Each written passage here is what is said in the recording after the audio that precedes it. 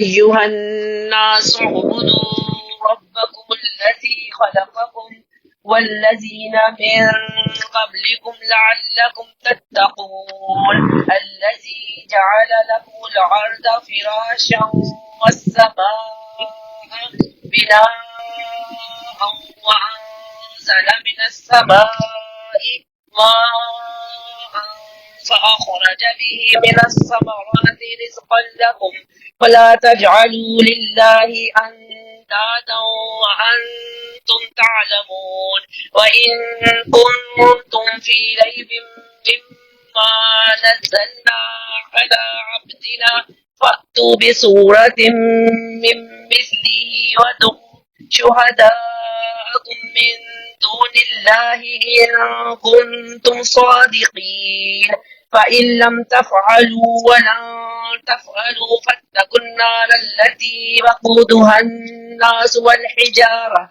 أعدت للكافرين وبشر الذين آمنوا وعملوا الصالحات أن لهم جنات تجري من تحتها الأنهار كلما رزقوا منها من ثمرة رزقا قالوا هذا الذي رزقنا من قبل وأتوا به متشابها ولهم فيها أزواج مطهرة وهم فيها خالدون إن الله لا يستحيي أن يضرب مثلا ما بعودة فما فوقها فأما الذين آمنوا فيعلمون أنه الحق من ربهم وأما الذين كفروا فيقولون ماذا أراد الله بهذا مثلا يضل به كثيرا ويهدي به كثيرا وما يضل به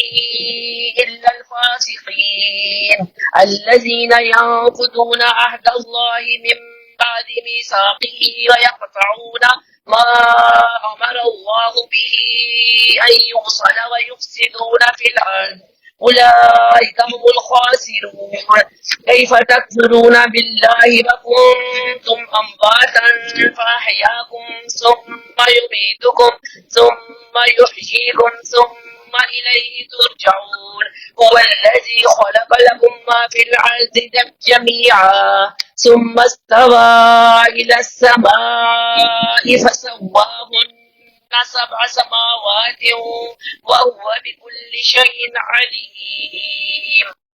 تو 21 سے لے کے 25 تک یہ جو 5 آیات ہیں ان میں ایمانیات ثلاثہ یعنی ایمان باللہ، ایمان بالرسول اور ایمان بالآخرہ کی دعوت دی گئی ہے، اور یہاں پہ حرف ندا یا ایھا الناس سے ابتدا کی گئی ہے، اے لوگو۔ ناس کے لغوی معنی ہے بھولنے والا، تو مطلب یہ ہوا کہ اے ہم کو بھول جانے والوں ہماری طرف آ جاؤ، یعنی کفار بھی اس میں شامل ہیں، مومنین بھی شامل ہیں اور منافقین بھی شامل ہیں، اور ندا غافلوں کو تنبیہ یعنی وارن کرنے کے لیے اور غائبوں کو حاضر کرنے کے لیے دی جاتی ہے۔ اے لوگو، عبادت کرو اپنے رب کی جس نے پیدا فرمایا تمہیں اور جو تم سے پہلے تھے تاکہ تم پرہیزگار بن جاؤ۔ وہ جس نے بنایا ہے تمہارے لیے زمین کو بچھونا اور آسمان کو عمارت، اور اتارا ہے آسمان سے پانی، پھر نکالے اس سے کچھ پھل تمہارے کھانے کے لیے، پس نہ ٹھہراؤ اللہ کے لیے مد مقابل، اور تم جانتے ہو اور اگر تمہیں شک ہو اس میں جو ہم نے نازل کیا اپنے برگزیدہ بندے پر، تو لے آؤ ایک صورت، یہاں سے ایک اللہ نے چیلنج کیا کہ ایک صورت لے آؤ اس جیسی، اور بلا لو اپنے حمایتیوں کو اللہ کے سوا اگر تم سچے ہو۔ اب یہاں پہ ایک چیز ذہن میں رکھ لینی چاہیے کہ اللہ جو اس کی صوفیانہ تفسیر بڑی خوبصورت تھی وہ میں نے لکھ لی۔ اللہ وہ ہے جس نے تمہارے قلب کو زمین بنایا اور اس قلب پر اپنے محبوب محمد رسول اللہ صلی اللہ علیہ وسلم کو آسمان کی طرح سایہ دینے والا مقرر کیا۔ اور آیت نمبر 23 جو اب ہم پڑھیں گے، شک ہو اس میں جو ہم نے نازل کیا اپنے برگزیدہ بندے پر، تو ایک صورت اس جیسی اور بلا لو اپنے حمایتیوں کو اللہ کے سوا اگر تم سچے ہو۔ قرآن کا انداز یہ ہے کہ یہ اپنے اندر جھانکنے کی دعوت دیتا ہے، چنانچہ یہاں آنکھوں میں آنکھیں ڈال کر کہا جا رہا ہے کہ اگر حقیقت میں تمہیں اس قرآن کے کلام الہی ہونے میں شک ہے کسی بھی قسم کا، اور اگر تم اپنے دعوے میں سچے ہو، تو اس جیسی ایک صورت لے آؤ، میدان لے آؤ، صورت بنا کر لے آؤ۔ اور قرآن کریم ایسے 5 مقامات ہیں جہاں پہ یہ چیلنج قرآن کریم نے کیا ہے، ٹھیک ہے۔ 33 اور 34 میں، سورہ بنی اسرائیل کی آیت نمبر 88 میں، سورہ ہود کی آیت نمبر 13 میں، سورہ یونس کی آیت نمبر 38، سورۃ البقرہ آیت نمبر 23 کے پہلے قرآن جیسی کتاب لانے کا چیلنج کیا گیا، پھر 10 صورتوں کا چیلنج کیا گیا، پھر ایک صورت کا چیلنج کیا گیا، اور وہ سورۃ العصر کے مساوی بھی ہو سکتی ہے، سورۃ الکوثر کے مساوی بھی ہو سکتی ہے۔ پھر فرمایا جا رہا ہے پھر اگر ایسا نہ کر سکو اور ہرگز نہ کر سکو گے تو ڈرو اس آگ سے جس کا ایندھن انسان اور پتھر ہے، جو تیار کی گئی ہے کافروں کے لیے۔ اس میں ہمیں پیغام یہ مل رہا ہے کہ مومنین کو اللہ تعالیٰ کے کرم سے ہمیشہ جہنم میں رہنا نہیں، کیونکہ جہنم تو کفار کے لیے ہے۔ ہاں، مومنین سے اگر کچھ خطائیں سرزد ہوئی ہوں گی تو وقتی طور پر سزا کے مستحق ہوں گے، دائمی نہیں، اور کفار کے لیے جہنم دائمی ہے۔ پتھر سے یہاں مراد بت ہے، اس کو اس لیے ڈالا جائے گا تاکہ مشرکین کی ذلت اور رسوائی ہو، اور یہ واضح ہو کہ جن بتوں کو تم نجات دینے والے سمجھتے تھے وہ خود اپنے آپ کو عذاب سے نہیں بچا سکتے، تو تمہیں کیسے نجات دلا سکیں گے۔ اور خوشخبری دیجئے ایمان انہیں جو ایمان لائے اور کیے نیک عمل کہ یقیناً ان کے لیے باغات ہیں، بہتی ہیں ان کے نیچے نہریں، جب کھلایا جائے گا انہیں ان باغوں سے کوئی پھل تو صورت دے کر کہیں گے یہ تو وہی ہے جو ہمیں پہلے کھلایا گیا تھا، اور دیا گیا انہیں پھل صورت میں ملتا جلتا، اور ان کے لیے جنت میں پاکیزہ بیویاں ہوں گی اور وہ ان میں ہمیشہ رہیں گے۔ بے شک اللہ حیا نہیں فرماتا اس سے کہ ذکر کرے کوئی مثال مچھر کی ہو یا اس سے بھی حقیر چیز کی۔ تو جو ایمان لائے وہ خوب جانتے ہیں کہ یہ مثال حق ہے، ان کے رب کی طرف سے اتری ہے، اور جنہوں نے کفر کیا سو وہ کہتے ہیں کیا قصد کیا اللہ نے اس مثال کے ذکر سے، گمراہ کرتا ہے اللہ اس سے بتیروں کو اور ہدایت دیتا ہے اس سے بتیروں کو، اور نہیں گمراہ کرتا اس سے مگر نافرمانوں کو۔ وہ جو توڑتے رہتے ہیں عہد خداوندی کو اسے پختہ باندھنے کے بعد اور کاٹتے رہتے ہیں اسے حکم فرمایا اللہ نے، جس کے جوڑنے کا اور فساد مچاتے رہتے ہیں زمین میں وہی لوگ نقصان اٹھانے والے ہیں۔ کیوں کر تم انکار کرتے ہو اللہ کا، حالانکہ تم مردہ تھے، اس نے تمہیں زندہ کیا، پھر تمہیں مارے گا، پھر تمہیں زندہ کرے گا، پھر اسی کی طرف تم پلٹائے جاؤ گے۔ وہی تو ہے جس نے پیدا کیا تمہارے لیے جو کچھ زمین میں ہے سب کا سب، پھر توجہ فرمائی اوپر آسمان کی طرف تو ٹھیک ٹھیک بنا دیا انہیں 7 آسمان، اور سب کچھ خوب جانتا ہے۔ اب یہاں پہ ہمیں جو اعمال کا کہا جا رہا ہے نا کہ ایمان لے کے، تو یہ ہے کہ طاقت کے مطابق نیک اعمال مراد ہے، جیسے فقیر سے زکوٰۃ ثابت نہیں ہے، اس کو خود ہی فقیر ہے تو زکوٰۃ کہاں سے دے گا۔ اسی طرح کمزور سے حج ناممکن ہے کہ اس کے پاس اتنے پیسے نہیں ہیں۔ تو بات یہ ہے کہ جو اعمال آپ نے نیک اعمال کرنے ہیں، اپنی اپنی طاقت کے مطابق آپ نے نیک اعمال کرنے ہیں۔ اچھا جی، پیغام دیکھ لیتے ہیں۔ اب یہاں پہ یہ جو ہے نا کہ آیت نمبر یہ جو بتایا جا رہا ہے کہ رشتوں کو جوڑنے کا حکم دیا گیا، تو ہماری شریعت نے ہمیں 2 طرح کے رشتے جوڑنے کا حکم دیا ہے۔ ایک تعلق ہے بندے کا اللہ کے ساتھ، اس کا تعلق حقوق اللہ سے ہے، اور ایک تعلق ہے بندوں کا بندوں کے ساتھ، یہ حقوق العباد ہے۔ صحیح بخاری کی حدیث میں ہے کونوا عباد اللہ اخوانا، سب آپس میں بھائی بھائی ہو کر اللہ کے بندے بن جاؤ۔ اس زمان میں سب سے اہم ترین رشتہ رحمی رشتہ ہے، یعنی سگے بہن بھائی، پھر دادا دادی کی اولاد میں تمام چچا زاد، پھر پردادا پردادی کی اولاد کا دائرہ مزید وسیع ہو جائے گا، جہاں تک کہ آدم و حوا پر تمام انسان جمع ہو جائیں گے۔ حدیث شریف ہے اور متفقن علیہ ہے۔ اصل نے فرمایا ارواح جمع شدہ لشکروں کی صورت میں تھی۔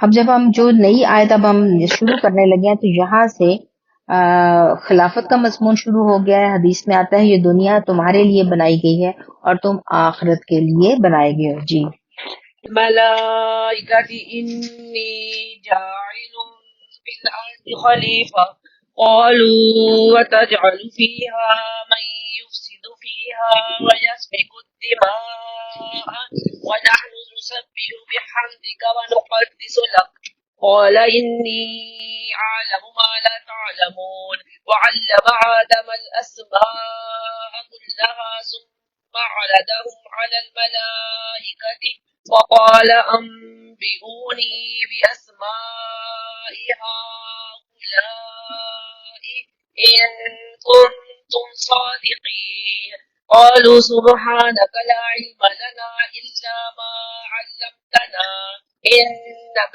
أنت العليم الحكيم. قال يا آدم أنبئهم بأسمائهم فلما أنبأهم بأسمائهم قال ألم أقل لكم إني عالم غيب السماوات والأرض وأعلم ما تبدون وما كنتم تكتمون. وإذ قلنا للملائكة اسجدوا لآدم فسجدوا إلا إبليس أبى واستكبر وكان من الكافرين. وقلنا يا آدم اسكن أنت وزوجك الجنة وكلا منها رغدا حيث شئتما ولا تقربا هذه الشجرة فتكونا من الظالمين. فأزله الشيطان عنها فأخرجهما مما كان فيه. وقلنا اهبطوا بعضكم لبعض عدو ولكم في الأرض مستقر ومتاع إلى حين. فتلقى آدم من ربه كلمات فتاب عليه إنه هو التواب الرحيم. قلنا اهبطوا منها جميعا فإما يأتينكم مني هدى فمن تبع هداي فلا خوف عليهم ولا هم يحزنون. والذين كفروا وكذبوا بآياتنا أولئك أصحاب النار هم فيها خالدون. یہاں پہ جو تمہارا رب ہے، تمہارا جو یہ خطاب ہے حضرت محمد مصطفیٰ صلی اللہ علیہ وسلم سے، نے فرشتوں سے میں مقرر کرنے والا ہوں زمین میں ایک نائب. کہنے لگے کیا تو مقرر کرتا ہے زمین میں جو فساد برپا کرے گا اس میں اور خون ریزیاں کرے گا، حالانکہ ہم تیری تسبیح کرتے ہیں، تیری حمد کے ساتھ اور پاکی بیان کرتے ہیں تیرے لیے.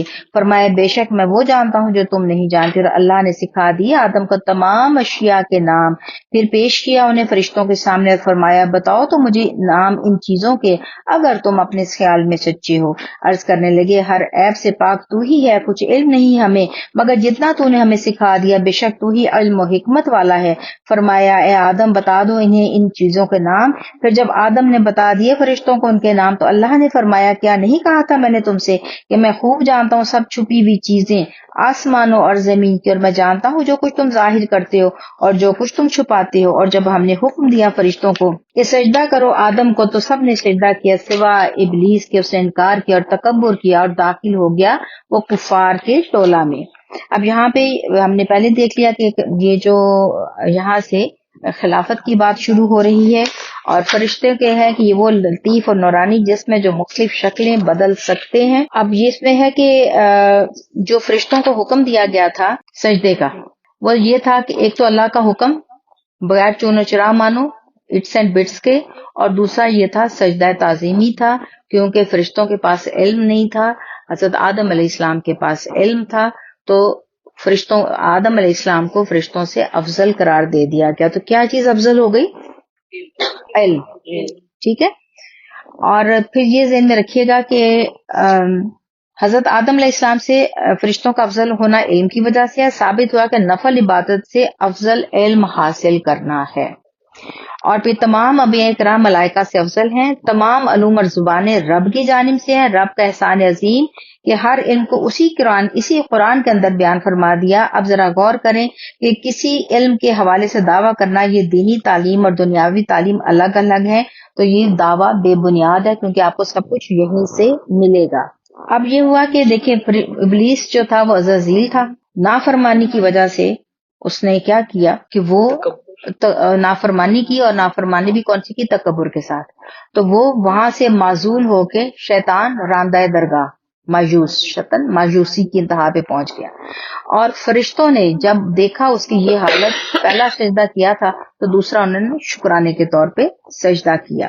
اور پھر یہ ہے کہ آیت نمبر ہم نے کون سی، پھر اللہ تعالیٰ نے بڑی خوبصورت بات ہے کہ آدم علیہ السلام کو چند کلمات سکھا دیے تو اللہ نے ان کی توبہ قبول کی. توبہ کا یہ ہے کہ اس کے 3 رکن ہوتے ہیں، ذہن میں رکھیے. توبہ کے 3 رکن ہوتے ہیں. اعتراف جرم یعنی اس گناہ سے جو آپ سے ہو گیا اور آپ نے اس گناہ کو جانا اور اس کے اعتراف کیا اور اس کے بعد اس کو فوری طور پہ چھوڑنے کا ارادہ کر لیا. پھر ندامت ہے. آپ صلی اللہ علیہ وسلم کی حدیث مبارکہ جس کا مفہوم یہ ہے کہ ندامت ہی توبہ ہے. ٹھیک ہے. مثلاً اب پھر آپ شرمندہ ہوتے ہیں اور اس کا کوشش کرتے ہیں کہ جو آپ سے غلطیاں ہو چکی جتنا آپ تدارک کر سکتے ہیں کریں. مثلاً فوت شدہ نمازوں اور روزوں کی قضا کریں اور اگر کسی اور سے زیادتی ہو گئی ہے تو اسے جا کے معافی مانگے اور پھر جو ہے پکا ارادہ کر لے کہ آئندہ میں یہ کام نہیں کروں گا. ٹھیک ہے. اب یہ ہے کہ حضرت امیر المومنین عمر بن خطاب رضی اللہ تعالیٰ عنہ سے روایت ہے کہ حضرت صلی اللہ علیہ وسلم نے فرمایا کہ جب حضرت آدم علیہ السلام سے یہ گناہ سرزد ہوا ان پر عتاب الہی نازل ہوا تو توبہ قبول ہونے میں حیران تھے کہ اتنے میں ان کو یاد آیا کہ مجھ کو جس وقت خدا تعالیٰ نے پیدا کیا تھا اور روح خاص میرے اندر پھونکی تھی اس وقت میں نے اپنے سر کو عرش کی طرف اٹھایا تھا تو کیا لکھا دیکھا لا الہ الا اللہ محمد رسول اللہ. یہاں سے معلوم ہوتا ہے کہ قدر کسی شخص کی اللہ تعالیٰ کے نزدیک برابر اس شخص کے نہیں کہ نام اس کا اپنے نام کے برابر لکھا, یعنی ان سے زیادہ قدر کس کی ہوگی کہ اللہ نے اپنا نام ان کے نام کے ساتھ لکھا. تو پھر ان کے دماغ میں یہ خیال آیا تو پھر انہوں نے یہ دعا کی اسألک بحق محمد ان غفرت لی, اے مولا میں تجھ سے محمد مصطفیٰ صلی اللہ علیہ وسلم کے صدقہ سے مغفرت کا اور اے مولا میں تجھ سے محمد صلی اللہ علیہ وسلم کے صدقہ سے التجا کرتا ہوں کہ تو مجھے بخش دے. حق تعالیٰ نے ان کی بخشش کی اور وہی بھیجی کہ محمد صلی اللہ علیہ وسلم کو کہاں سے جانا تو نے. انہوں نے تمام ماجرا عرض کیا. حکم پہنچا اے آدم علیہ السلام محمد صلی اللہ علیہ وسلم سب پیغمبروں سے پچھلا پیغمبر ہے اور اولاد تیری میں سے وہ نہ ہوتا تو تجھ کو میں پیدا نہ کرتا. اور پھر اس کے بعد ہمارے پاس یہاں سے یہودی علماء سے خطاب شروع ہو رہا ہے.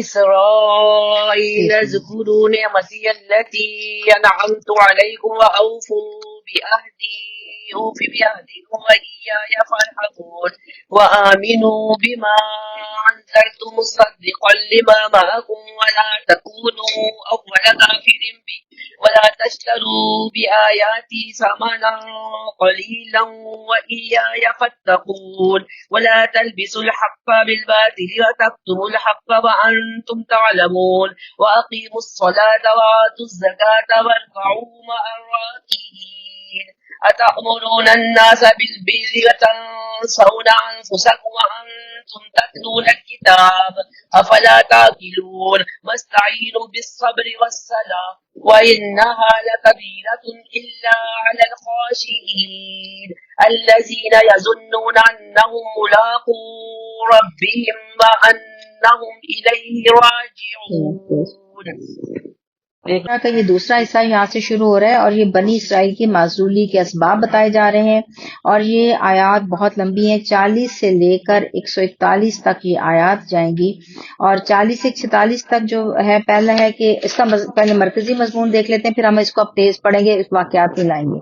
بنی اسرائیل کو آخری شریعت پر ایمان لانے کی دعوت اور امامت کی فضیلت سے معزول کیے جانے کے اسباب کی وضاحت کی جا رہی ہے کہ کیوں ان کو امامت سے معزول کیا جا رہا ہے.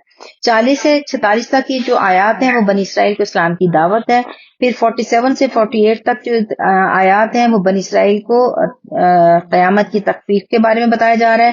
اور پھر 49 سے 79 تک بنی اسرائیل پر احسانات اور ان کی نافرمانی اور جرائم بیان کیے جا رہے ہیں. پھر آیت نمبر 80 سے 82 تک بنی اسرائیل کا نسلی تعصب اور تفاخر بیان کیا جا رہا ہے.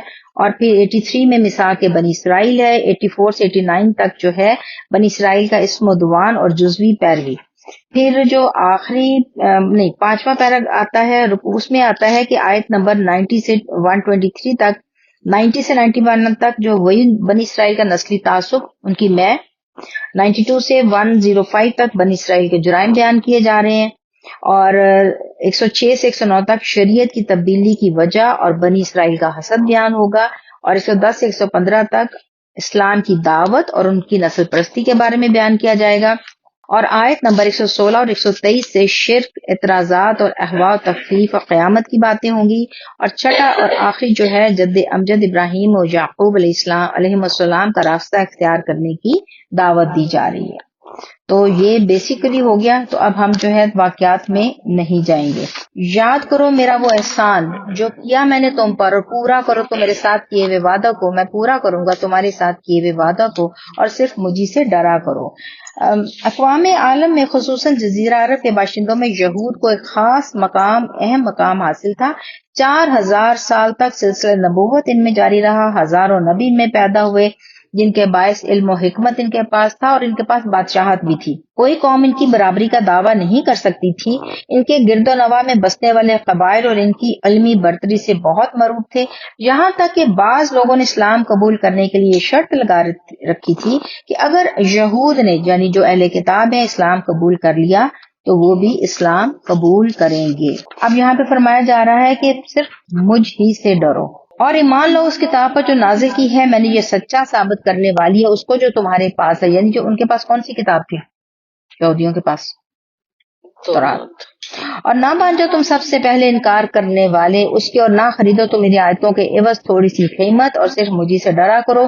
کیونکہ ان کے جو کیا کرتے تھے، یہ جب بھی فتویٰ لینا ہوتا تھا نا، تو کسی نے مطلب اپنی مرضی کا فتویٰ لینا ہوتا تھا تو وہ پیسے دے کے تو وہ اس جو رول تھا یا جو قرآن ان کی تورات میں جو احکامات تھے اس کی تعریف کر دیتے تھے اپنی مرضی کا. تو اللہ نے کہا کہ یہ جو ہے نا، یہ تم کر رہے ہو، یہ حق کو بیچ کے بڑی معمولی قیمت کہہ رہے. اچھا، جو کہا ہے نا فرحبون، ہبر کہتے ہیں عبرانی زبان میں سیاہی کو، ٹھیک ہے. اب یہ اتنے پڑھے لکھے لوگ تھے. اب یہ دیکھیے کہ اتنا یہ کاغذ سے لکھتے تھے، اتنا لکھتے تھے کہ ان کے ہاتھ ہی کالے ہو چکے ہوئے تھے، اس لیے ان کو راہب کہتے تھے. اب یہ سوچیں کہ لیکن عمل ان کا اس کے خلاف تھا. تو اس کا مطلب ہے کہ آج ہم اپنے پہ رکھ کے دیکھیں کہ اگر ہم جتنا مرضی قرآن پڑھتے رہیں، جتنا مرضی رٹے مارتے رہیں، اگر ہم اس پہ عمل نہیں کریں گے تو ہمارا حال بھی انہی جیسا ہوگا. اور ایمان لو اس کتاب پر جو نازل کی ہے میں نے، یہ سچا ثابت کرنے کے لیے اس کو جو تمہارے پاس ہے، اور نہ بانجو تم سب سے پہلے انکار کرنے والے اس کے، اور نہ خریدو تم میری آیتوں کی بس تھوڑی سی قیمت. صرف مجھے سے ڈرا کرو اور مت ملایا کرو حق کو باطل کے ساتھ، اور مت چھپاؤ حق کو حالانکہ تم اسے جانتے ہو. تو آج ہم دیکھیے کہ ہم کیسے غلط ملت کرتے ہیں. ہمارے وکلا حضرات کیا کچھ کر رہے ہیں. ہم صرف یہ دیکھیے، قرآن جو ہے نا، یہ قصص الانبیاء نہیں ہے، کتاب ہدایت ہے. اور یہ ہمیں اس لیے بتایا جا رہا ہے کہ اگر وہ اللہ نے جن کو 4000، جن کی ایک تاریخ ہے، 4000 سال تک ان کی بہت سی غلطیاں معاف کی، سب کچھ کیا، ان کو نبوت دی، حکومت دی، حکمت عطا کی، اور پھر جب وہ معزول ہوئے ہیں اور تو ان کے ساتھ، اور تم لوگ کیا کرو گے؟ تم لوگ بھی انہی کے فٹ سٹیپس پہ نہ چلو. واقعی الصلاۃ، اور صحیح ادا کرو نماز، اور دیا کرو زکوٰۃ، اور رکوع کرو رکوع کرنے والوں کے ساتھ. کرتے دوسرے لوگوں کو نیکی کا اور بھلا دیتے اپنے آپ کو، حالانکہ تم پڑھتے ہو کتاب، کیا تم اتنا بھی نہیں سمجھتے؟ ہمارے علماء کرام کو بھی سوچ لینا چاہیے کہ اچھا ذہن میں رکھیے کہ جو یہودی تھے نا، ان کی شریعت میں رکوع نہیں تھا. کہ جب ہم کسی کو اچھی بات کی تعلیم دیں تو اس سے پہلے ہمیں سوچنا چاہیے کہ کیا ہم خود بھی اس پہ عمل کرتے ہیں. اور پھر یہ کہا جا رہا ہے، دیکھیں جو دکھ ہے، تکلیف ہے، یہ بڑی خوبصورت آیت ہے، اور حالانکہ یہ بڑی مشکل ہے. اور مدد لو صبر اور نماز سے، بے شک نماز ضرور بھاری ہے مگر عاجزی کرنے والوں پر یعنی بھاری نہیں ہے. جب انسان شدید ڈپریشن میں جاتا ہے، شدید تکلیف میں جاتا ہے، اس کے منہ سے کچھ لفظ نکل رہے ہوتے ہیں، اس وقت اگر وہ اپنے رب سے جڑ جائے تو وہ اللہ کو بہت پسند ہے. لیکن یہ ذرا مشکل کام ہے. اللہ تعالی ہمیں ان لوگوں میں شامل کرے جو ہر حالت میں، خوشی میں بھی اور غمی میں بھی اپنے رب سے جڑ جاتے ہیں. کہانک حق کے باطل کے ساتھ نہ ملاؤ، یہ بنی اسرائیل کے علماء کے ساتھ ہی مخصوص نہیں ہے، بلکہ ملت اسلامیہ سے نسبت رکھنے والے علماء بھی اس میں ہی شامل ہیں کہ حق کو باطل سے ہم نہ ملائیں. اور آج کل فتویٰ بہت چل رہا ہے، جس کا جو جی چاہتا ہے وہ ہر فرقے سے فتویٰ لے لیتا ہے. تو کتاب تو اچھا یہ ہے کہ علماء یہود کو تو یہ حکم دیتے کہ تورات اللہ کی کتاب اور اس کے فرمان کی تعظیم کرو. حضرت انس رضی اللہ تعالیٰ عنہ سے مروی ہے کہ رسول کریم صلی اللہ علیہ وسلم نے فرمایا، معراج کی رات میرا گزر ایک ایسی قوم پر ہوا جن کے ہونٹ آگ کی کینچیوں سے کاٹے جا رہے تھے. میں نے جبریل علیہ السلام سے ان کے متعلق دریافت کیا تو جبریل علیہ السلام نے بتایا یہ دنیا کے خطیب ہیں. ایک روایت میں آپ صلی اللہ علیہ وسلم کی امت کے خطیب ہیں جو لوگوں کو تو نیکی کا حکم دیا کرتے اور اپنے نفسوں کو بھلائے رکھتے، حالانکہ وہ کتاب کی تلاوت بھی کرتے تھے. استغفر اللہ. تو کہتے ہیں کہ اس سے زیادہ جو نقصان میں کہتے ہیں نا کہ کاروبار کیا بڑے نقصان ہوا، اس سے زیادہ نقصان میں کیا بندہ جائے گا. پورا کر لیا میں نے. یقین کرتے ہیں وہ ملاقات کرنے والے اپنے رب سے اور اسی کی طرف لوٹنے والے ہیں. اب وہ کون جو اللہ سے جڑے رہیں گے کہ جنہیں پتا ہے کہ ہم نے اللہ سے ملاقات کرنی ہے اور اللہ سے ملنا ہے اور ہمارا حساب کتاب ہونا ہے. میں نے آپ سے کہا تھا کہ ہمارا پہلے صفحے سے جو پہلا ایک اللہ کا پیغام ہے جو مسلسل دستک نوک نوک نوک دستک دی جا رہی ہے، مسلسل دستک ہے، وہ یہ ہے کہ ہمیں واپس جانا ہے، اللہ کے سامنے جواب دہ ہونا ہے، ہمارا حساب کتاب ہونا ہے. مسلمان کا اور کافر کا یہی فرق رہا. چلیے آگے. يا إلى اذكروا نعمتي التي أنعمت عليكم وأني فضلتكم على العالمين واتقوا يوما لا تجزي نفس عن نفس شيئا ولا يقبل منها شفاعة ولا يؤخذ منها عدل ولا هم ينصرون وإذ نجيناكم من آل فرعون يسومونكم سوء العذاب يذبحون أبناءكم ويستحيون نساءكم وفي ذلكم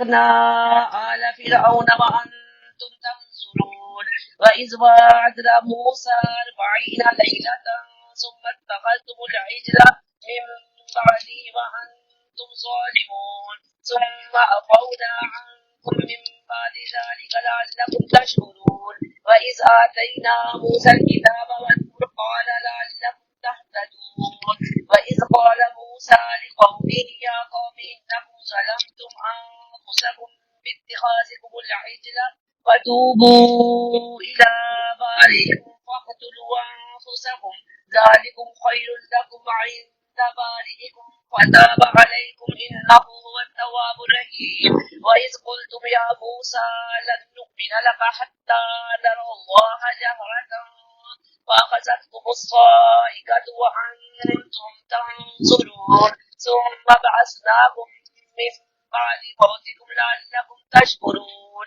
وزللنا عليكم الغمام وأنزلنا عليكم المن والسلوى كلوا من طيبات ما رزقناكم وما ظلمونا ولكن كانوا أنفسهم يظلمون وإذ قلنا ادخلوا هذه القرية فكلوا منها حيث شئتم رغدا وادخلوا الباب سجدا وقولوا حتة نغفر لكم خطاياكم وسنزيد المحسنين فبدل الذين ظلموا قولا غير الذي قيل لهم فأنزلنا على الذين ظلموا رجزا من السماء بما كانوا يفسقون وإذ استسقى موسى لقومه فقلنا اضرب بعصاك الحجر فانفجرت منه 12 عينا قد علم كل أناس مشربهم كلوا واشربوا من رزق الله ولا تعثوا في الأرض مفسدين وإذ قلتم يا موسى لن نصبر على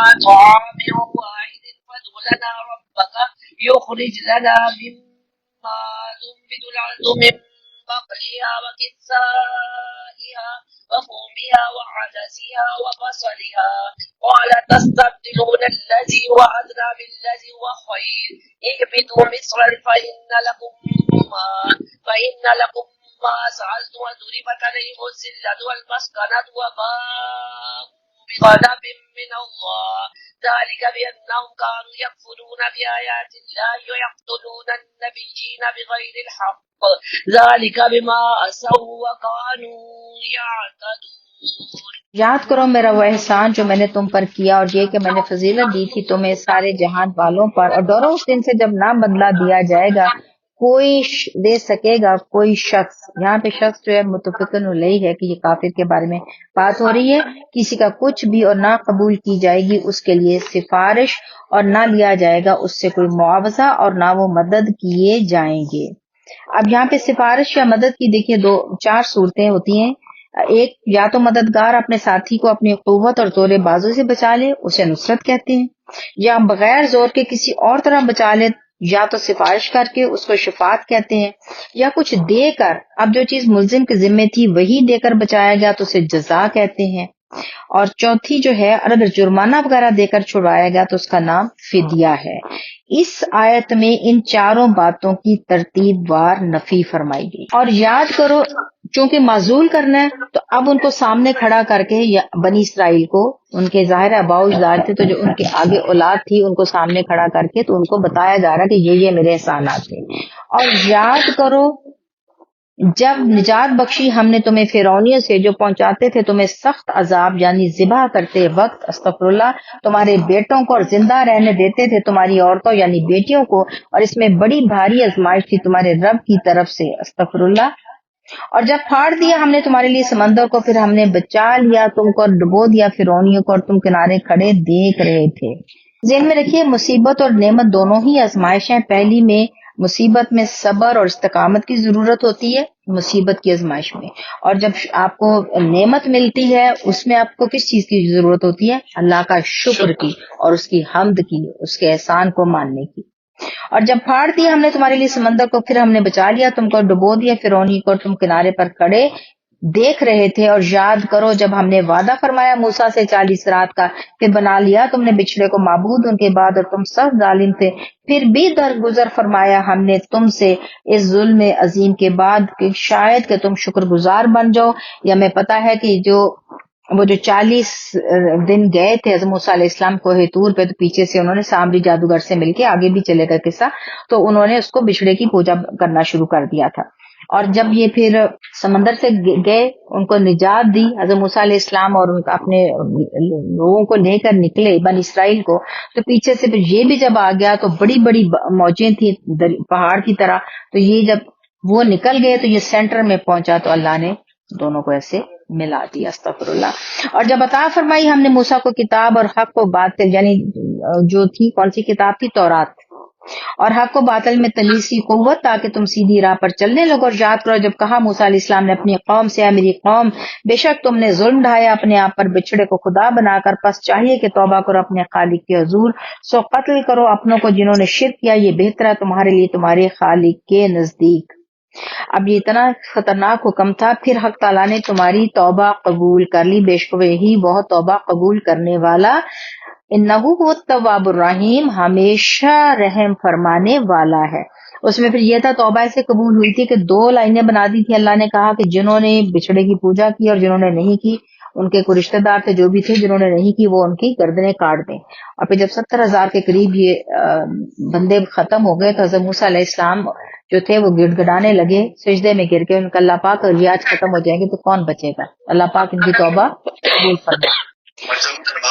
وَإِذْ قُلْتُمْ يَا مُوسَىٰ لَن نُؤْمِنَ لَكَ، اور یاد کرو جب تم نے کہا موسیٰ ہم ہرگز ایمان نہیں لائیں گے تو پر جب تک ہم نہ دیکھ لیں اللہ کو ظاہر، پس اس گستاخی پر آ لیا تم کو بجلی کی کڑک نے اور تم دیکھ رہے تھے، پھر ہم نے جلا اٹھائی یعنی زندہ کیا تمہیں تمہارے مر جانے کے بعد کہ کہیں تم شکر گزار بنو۔ پہلا کیا انہوں نے کیا تھا؟ بچھڑے کی پوجا۔ دوسرے انہوں نے نافرمانی کیا کی؟ انہوں نے کہا کہ ہم اللہ کو اپنی آنکھوں سے دیکھنا چاہتے ہیں۔ اور ہم نے سایہ کر دیا تم پر بادل کا اور اتارا تم پر من و سلوہ، کھاؤ پاکیزہ چیزوں سے جو ہم نے تمہیں دے رکھی ہیں، اور انہوں نے ہم پر کوئی زیادتی نہیں کی بلکہ وہ اپنی ہی جانوں پر زیادتی کرتے رہتے تھے۔ اب جب یہ انہوں نے یہ کیا تو اب یہ میدان تھی کی بات ہے کہ بنی اسرائیل کا اصل وطن جو تھا وہ شام تھا۔ یوسف علیہ السلام کے عہد میں یہ مصر چلے گئے تو امالخہ نے شام پر قبضہ کر لیا۔ جب دوبارہ اپنے وطن لوٹے تو انہیں حکم ملا کہ امالخہ کے ساتھ جہاد کریں اور اپنا وطن جو ہے نا آزاد کریں۔ قوم امالخہ جو تھی وہ بڑے جسیم اور بڑے طاقتور لوگ تھے۔ جب انہوں نے ان کو دیکھا تو انہوں نے کہا تم اور تمہارا رب جا کے لڑو، ہم جو ہے ہم نہیں لڑ سکتے۔ تو پھر اس نافرمانی کی پاداش میں اللہ تعالیٰ نے 40 کلومیٹر کا وہ علاقہ ہے میدان تی، اس کے اندر ان کو بند کر دیا، جو نکلتے تھے وہ باہر نکلنے کا رستہ نہیں آتا تھا۔ تو پھر وہیں جو ہے پھر اللہ تعالیٰ نے فرمایا کہ اس میں جب ہم نے کہا دوپہر ہوتی تھی سایہ آ جاتا تھا بادل کا، پھر وہیں پہ 12 چشمے، کیونکہ 12 قبیلے تھے 12 چشمے پھوٹے گئے، آگے ہم سارا پڑھیں گے۔ من و سلوا بھی وہیں پہ اترا، یعنی کاربوہائیڈریٹس اور پروٹین وہیں پہ ان کو ملی، جو کپڑے تھے وہ ساتھ کے ساتھ بڑے ہوتے جاتے تھے اور ساتھ ساتھ صاف ہوتے جاتے تھے۔ یہ اللہ تعالیٰ نے پہ بہت اپنا فضل کیا۔ اور یاد کرو جب ہم نے حکم دیا داخل ہو جاؤ اس بستی میں، پھر کھاؤ اس میں جہاں سے چاہو جتنا چاہو، اور داخل ہونا دروازہ سے سر چکاتے ہوئے اور کہتے جانا بخش دے ہمیں، ہم بخش دیں گے تمہاری خطائیں اور ہم زیادہ دیتے ہیں نیکوکاروں کو رکھنا چاہیے قرآن کا مطالعہ کرتے وقت. یہ جن واقعات کا ذکر مقصود ہوتا ہے نا قرآن پاک میں، اس کا مقصد کیا ہے؟ ہمیں نصیحت کرنا اور ان کے واقعات سے کہ ان کے ساتھ کیا ہوا تھا عبرت حاصل کرنا. نصیحت اور عبرت دو باتیں ہمارے دماغ میں رہنی چاہیے، اور یہ ذہن میں رکھنا چاہیے کہ اگر یہ پہلوں کے ساتھ ہو گیا تھا تو ہمارے ساتھ کیا ہوگا. ہمیں یہ نہیں کہنا چاہیے کہ اچھا وہ تو بنی اسرائیل کے ساتھ تھا، ہم تو نبی کی امت ہے، ہمارے ساتھ تو کچھ نہیں ہوگا. نہیں، کیونکہ سب اللہ کے لیے سب برابر ہے. اور پھر یہ ہے کہ پھر پس بدل ڈالا ان ظالموں نے اور بات سے جو کہا گیا تھا انہیں، تو ہم نے اتارا ان ستم پیشہ لوگوں پر عذاب آسمان سے بوجہ اس کے کہ وہ نافرمانی کرتے تھے. آیت نمبر 39 کا جو اب کہا یہ گیا تھا کہ جب تم اس میں داخل ہو جاؤ اس شہر میں تو سرکش اور مغرور ہو کر داخل نہ ہونا، بلکہ دل میں عجز اور انکسار کے ساتھ داخل ہونا. اور لفظ کیا بولنا؟ حتتن، یعنی مغفرت کی دعا طلب کرنا کہ اللہ ہمیں بخش دے، اللہ ہمیں بخش دے. تو جہاں پہ یہ بتانا تھا بجائے اس کے کہ وہ یہ کہتے اللہ استغفر اللہ، انہوں نے غلط لفظ بولنا شروع کر دیا. ٹھیک ہے. اور یاد کرو جب پانی کی دعا مانگی موسیٰ علیہ السلام نے اپنی قوم کے لیے، تو ہم نے فرمایا مارو اپنا عصا فلاں چٹان پر، تو فوراً بہ نکلے اس چٹان سے 12 چشمے، جو بھی میں آپ کو بتا چکی ہوں. پہچان لیا ہر گروہ نے اپنا اپنا گھاٹ، کھاؤ اور پیو اللہ کے دیے ہوئے رزق سے، اور نہ پھرو زمین میں فساد برپا کرتے ہوئے. اور یاد کرو جب تم نے کہا اے موسیٰ ہم صبر نہیں کر سکتے ایک ہی طرح کے کھانے پر، سو آپ دعا کیجیے ہمارے لیے اپنے پروردگار سے کہ نکالے ہمارے لیے وہ جن کو زمین اگاتی ہے، مثلاً ساگ اور ککڑی اور گیہوں اور مسور اور پیاز. موسیٰ نے کہا کیا تم لینا چاہتے ہو وہ چیز جو ادنا ہے اس کے بدلہ میں جو عمدہ ہے، یعنی اچھی ہے؟ جا رہو کسی شہر میں، تمہیں مل جائے گا جو تم نے مانگا. اور مسلط کر دی گئی ان پر ذلت اور غربت، اور مستحق ہو گئے غضب الہی کے. یہ سب کچھ اس وجہ سے تھا کہ وہ انکار کرتے رہتے تھے اللہ کی آیتوں کا اور قتل کرتے تھے انبیاء کو ناحق. یہ سب کچھ اس وجہ سے تھا کہ وہ نافرمان تھے اور حد سے بڑھ جایا کرتے تھے. یہیں تک ہے. الذين هادوا والنصارى والصابئين من آمن بالله واليوم الآخر وعمل صالحا فلهم أجرهم عند ربهم ولا خوف عليهم ولا هم يحزنون. وإذ أخذنا ميثاقكم ورفعنا فوقكم الطور خذوا ما آتيناكم بقوة واذكروا ما فيه لعلكم تتقون.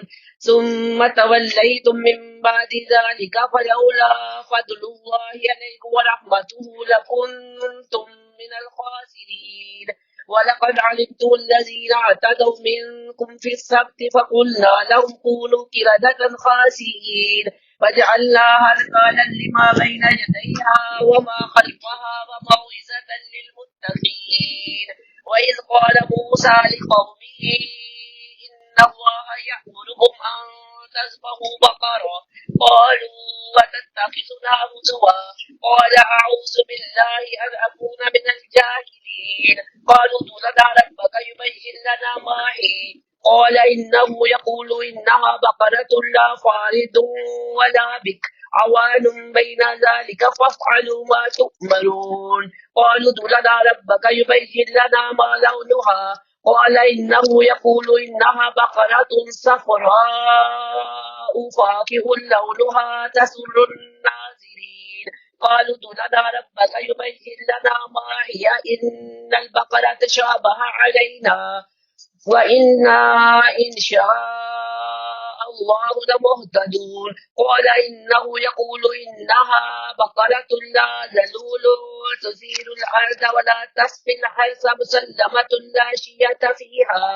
قالوا الآن جئت بالحق فذبحوها وما كادوا يفعلون.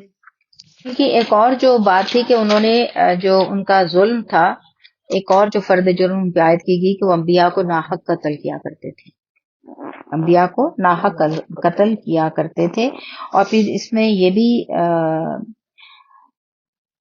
اسلام کے پیروکار ہوں، یقین کرو ان الذین، یقین کرو اسلام کے پیروکار ہوں، یہودی عیسائی ہوں یا سابی، جو کوئی بھی ایمان لائے، جو کوئی بھی ایمان لائے اللہ پر اور دن قیامت پر اور نیک عمل کرے تو ان کے لیے ان کا اجر ہے ان کے رب کے ہاں، اور انہیں کوئی اندیشہ ان کے لیے اور نہ وہ غمگین ہوں گے. اس میں نجات اور فلاح کا کیا بتایا گیا عمل اس کا کیا بتایا گیا وجہ کہ نجات اور فلاح ان لوگوں کو ملے گی جو ایمان اور عمل دونوں پہ ایمان بھی لائیں گے اور عمل بھی کریں گے. یہ دار و مدار ہے اس پہ. اور یہ بھی بتایا گیا ہے کہ مسلمان بھی ان کو بھی یہ وارننگ کر دی گئی ہے، وارن کیا جا رہا ہے کہ یہ نہ ہو کہ تم سوچو جی ہم تو امت محمدیہ سے ہیں تو ہم بخشے جائیں گے. یہ ذہن میں رکھو کہ ایمان اور عمل دونوں چیزیں لازم و ملزوم ہے. اور یاد کرو جب ہم نے تم سے پختہ وعدہ اور بلند کیا تم پر طور کو حکم دیا پکڑ لو جو ہم نے تم کو دیا مضبوطی سے اور یاد رکھنا وہ احکام جو اس میں درج ہے شاید کہ تم پرہیزگار بن جاؤ.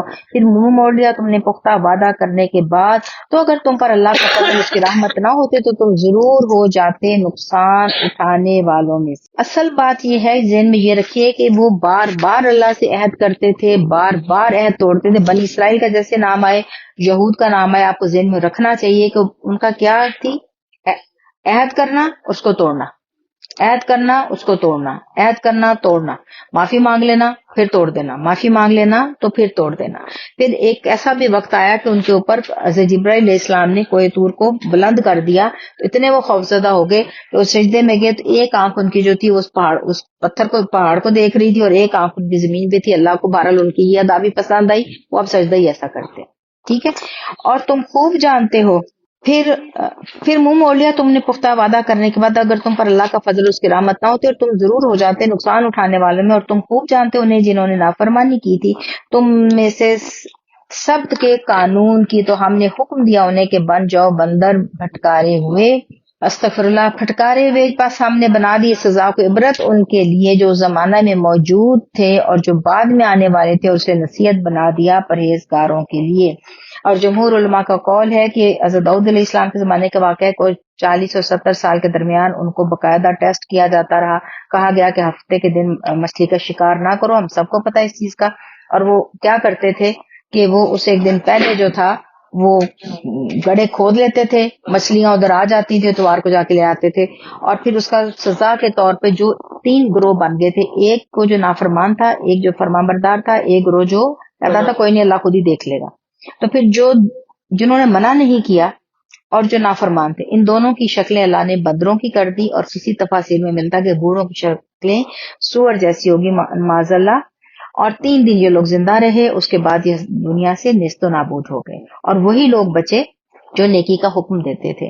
تو ہمیں بھی یہ چاہیے کہ امر بالمعروف و نہی عن المنکر، ہمیں یہ نہیں کہنا چاہیے کہ چل سانوں کی اللہ پہ ہی دیکھے گا، یہ چیز جو ہے نا اللہ کو ناپسند ہے. ٹھیک ہے. اور یاد کرو جب کہا موسیٰ علیہ السلام نے اپنی اقوام سے کہ اللہ تعالیٰ حکم دیتا ہے تمہیں کہ تم ذبح کرو ایک گائے، وہ بولے کہ کیا آپ ہمارا مذاق اڑاتے ہیں؟ آپ نے کہا میں پناہ مانگتا ہوں خدا سے کہ میں شامل ہو جاؤں جاہلوں کے گروہ میں سے. اب اس میں جو ہمیں پیغام مل رہا ہے، حضرت بنی اسرائیل نے اپنی مشکلات کے حل کے لیے حضرت موسیٰ علیہ السلام سے دعا کی درخواست کی اور خود دعا نہیں کی، اور نہ ہی حضرت موسیٰ علیہ السلام نے یہ فرمایا کہ تم خود دعا کرو. اس میں وسیلہ اور مقربین سے دعا کرانے کا ثبوت آپ کو ملتا ہے. اور اس میں یہ بتایا جا رہا ہے کہ مذاق کرنا جاہلوں کا کام ہے، اللہ کے حکم پر بے چون و چرا عمل کرنا چاہیے. اگر کوئی شخص اپنے اوپر سختی کرے تو اللہ تعالیٰ بھی اس پر سختی کرتا ہے. جو شخص ماں باپ کا ادب اور ان کی فرما برداری کرتا ہے اللہ تعالیٰ اس کو اچھی جزا دیتا ہے. انشاءاللہ کہنے کی برکت سے کام پورا ہو جاتا ہے اور یہ کہنا مستحب ہے. انسان کو اپنی چیز کی قیمت کرنے کا اختیار ہے اور شوخ زرد رنگ اللہ کو پسند ہے. اچھا جی، بولے دعا کیجیے ہمارے لیے اپنے رب سے کہ وہ بتائے ہمیں کہ کیسی ہے وہ گائے. موسیٰ نے کہا اللہ فرماتا ہے وہ گائے ہے جو نہ بوڑھی ہو اور نہ بالکل بچی بلکہ درمیانی عمر کی ہے، تو بجا لاؤ تمہیں جو حکم دیا جا رہا ہے. کہنے لگے دعا کرو ہمارے لیے اپنے رب سے کہ بتائے ہمیں کیسا رنگ ہو اس کا. موسیٰ علیہ السلام نے کہا اللہ تعالیٰ فرماتا ہے ایسی گائے جس کی رنگت خوب گہری زرد ہو، جو فرت بخش دیکھنے والوں کو ہو. کہنے لگے پوچھو ہمارے لیے اپنے رب سے کہ کھول کر بیان کرے ہمارے لیے کہ گائے کیسی ہو. بے شک گائے مشتبہ ہو گئی ہم پر، اور ہم اگر اللہ نے چاہا تو ضرور اس کو تلاش کر لیں گے. موسیٰ علیہ السلام بولے اللہ فرماتا ہے وہ گائے جس سے خدمت نہ لی گئی ہو کہ ہل چلائے زمین میں اور نہ پانی دیتی ہو، پانی دے کھیتی کو بے عیب بے داغ. کہنے لگے اب آپ لائے صحیح پتہ. پھر انہوں نے ذبح کیا اسے اور وہ ذبح کرتے معلوم نہیں ہوتے تھے. اب یہ واقعہ تو لمبا ہے، اس ٹائم ہی نہیں ہمارے پاس اس واقعے کا گائے کے ذبح کرنے کا. بس اتنا ہے کہ وہ جو ایک بندہ تھا، ایک نیک آدمی تھا، اس نے جب مرنے کے قریب ہوا تو ایک بچی آتی اس کے پاس، اس نے جنگل میں چھوڑ دی. اس نے کہا اللہ اس کو میں تیرے سپرد کرتا ہوں، یہ میرا بچہ جب بڑا ہوگا یہ اس کو واپس مل جائے. وہ فوت ہو گیا.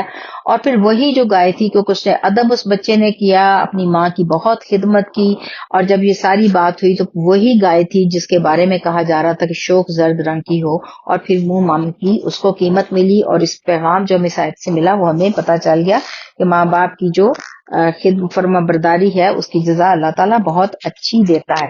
لیکن انہوں نے ذبح تو کر دی، لیکن اللہ نے کہا کہ اتنے سوالوں کے باوجود وہ ذبح کرتے معلوم نہ ہوتے تھے، یعنی انہوں نے دل سے ذبح نہیں کیا اس کو. اور یاد کرو جب قتل کر ڈالا تھا تم نے ایک شخص کو، پھر تم ایک دوسرے پر قتل کا الزام لگانے لگے، اور اللہ ظاہر کرنے والا تھا جو تم چھپا رہے تھے. تو ہم نے فرمایا کہ مارو اس مقتول کو گائے کے کسی ٹکڑے سے. دیکھا یوں زندہ کرتا ہے اللہ تعالیٰ مردوں کو، اور دکھاتا ہے تمہیں اپنی قدرت کی نشانیاں، شاید تم سمجھ جاؤ.